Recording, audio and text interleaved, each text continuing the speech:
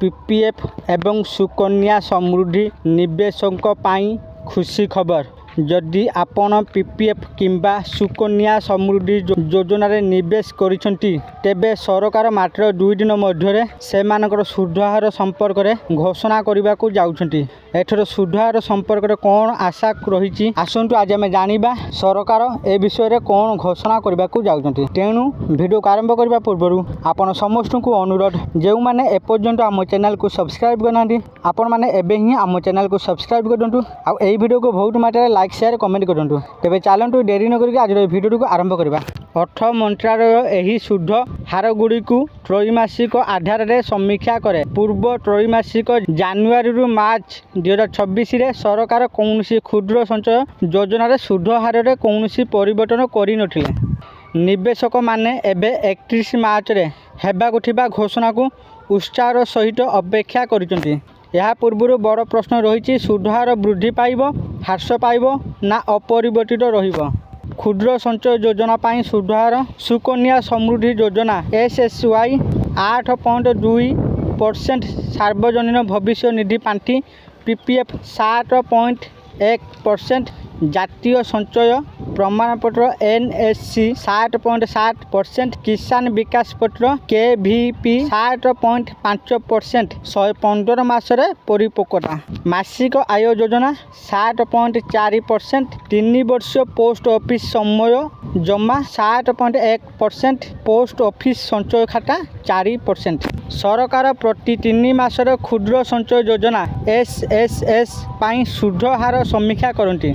श्यामला गोपीनाथ कमिटीर सुपारिश अनुसार यही हार गुड़िक बजार ऋण खर्च सहित जड़ित एवं साधारण सरकारी बंड उपज अपेक्षा टिके अधिक स्थिर करा जाए। गत किछि सप्ताह मध्य अमेरिका इस्राएल एवं ईरान सहित जड़ित विवाद बंड उपज एवं तरलता को स्थिति रे परिवर्तन आनी। सरकार यही हार गुड़ी को संशोधन करेंगे कि नहीं किंबा वर्तमान स्तर में से गुड़ी को बजाय रखिबे कि नहीं ताहा देखिया बजार विशेषज्ञ माने कड़ा नजर रखिछन्ति। निर्देशक मानक पाई एही घोषणा विशेष भाव में गुरुत्वपूर्ण।